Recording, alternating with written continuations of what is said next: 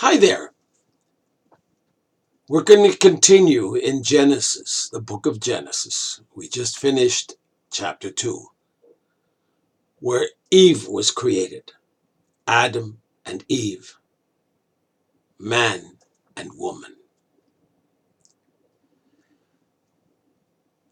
Now, before we go on to talk about Genesis chapter 3, I had a strange thought in my mind. Somebody asked me, well, Bernie, do you think Adam and Eve had belly buttons?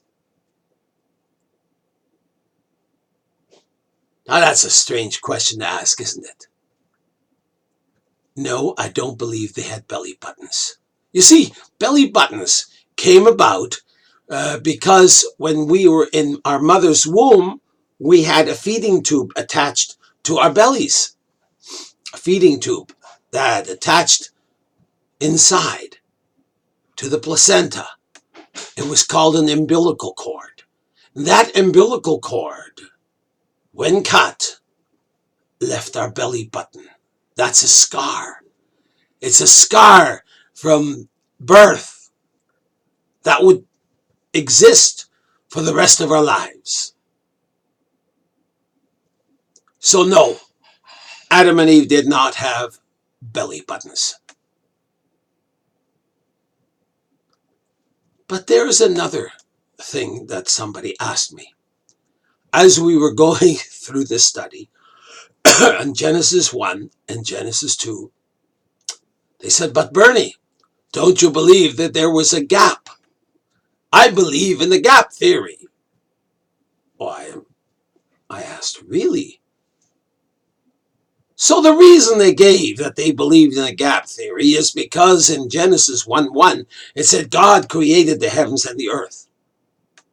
Now, most people, they say, well, you know what? God could not have just created something imperfect. They didn't think for a moment that perhaps Genesis 1:1 was about to talk about everything that was going to occur after that point. Oh no. They thought it was a complete thought, and that is exactly what people who believe in the gap theory believe. That the earth then got destroyed,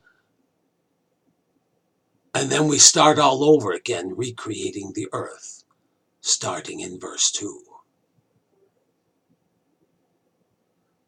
There are reasons I do not believe this. And one of those reasons was given when I studied the New Testament. Paul said there was no death before Adam. So there couldn't have been any death. This had to be a complete record that we're following. There's more reasons for that, but let's get back on track. We are reading from Genesis 3, 1-4. So, I repeat, I believe in a gap theory. I definitely believe in a gap of time between Genesis 2:25 and Genesis 3, verse 1. So do I believe in a gap theory? Oh, yes, I do, but not in the gap theory that gap theorists believe in. I believe that there was a gap between verse 25 in chapter 2 and chapter 3, verse 1. Why? Well, during this time, Adam and Eve would have become acquainted with each other. And they both received the edict of God found in Genesis 1:29. Behold, I have given you every herb seeding seed, which is upon the face of all the earth, and every tree in which is the fruit of a seed, seeding seed. Whoa, the seed is within the fruit. Okay? To you it shall be for food. This would also have included all the trees found in the Garden of Eden, with the exception of one. Okay? We'll get there. This gap in time would also have included when Adam was supposed to faithfully pass on to Eve the edict God told him individually in verse 16 and 17 of Genesis chapter 2. You may freely eat of every tree in the garden, but you shall not eat of the tree of knowledge of good and evil. For in the day that you eat of it, you shall surely die.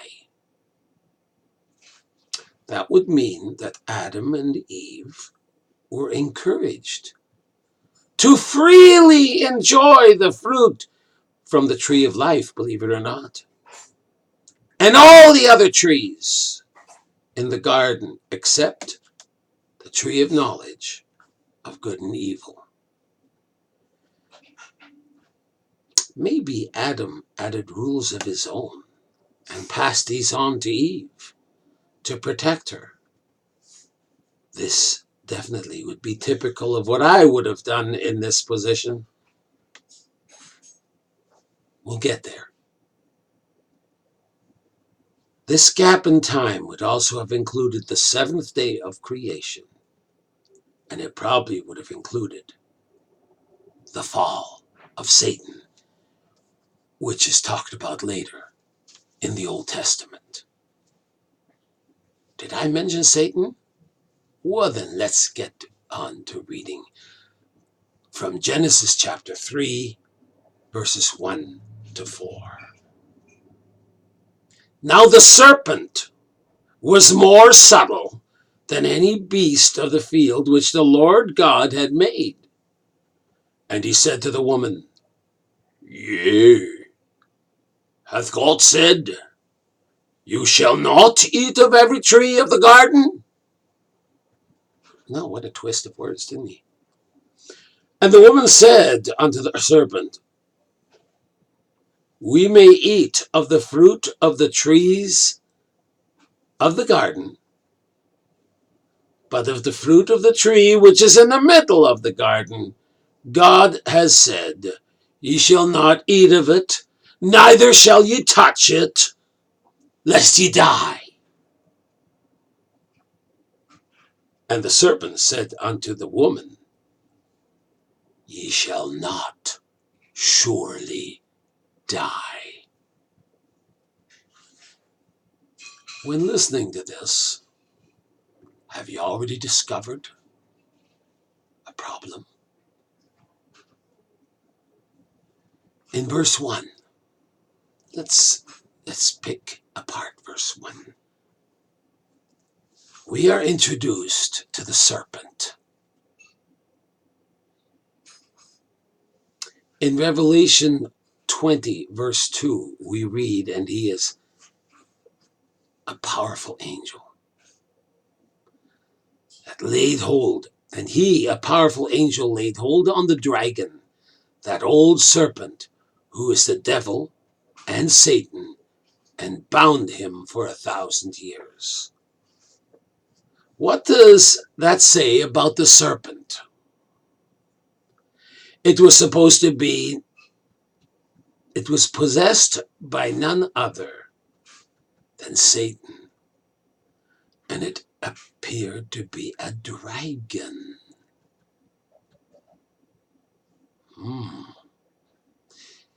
In every culture, we find stories and oral tradition of some sort of beautiful dragon creature. Not only that, but in almost all of them, the dragon was able to speak. Also, other than the children's story of the paper bag princess and the How to Train a Dragon and Shrek movies, do you ever picture a dragon as being really good? Nope, not me. Every culture has pictured the dragon as evil and strangely and alluringly beautiful. He's the master deceiver. Think about it. Would anyone have been deceived or charmed by a slithering, slimy snake? I don't think so. We'll continue on this subject with my next video.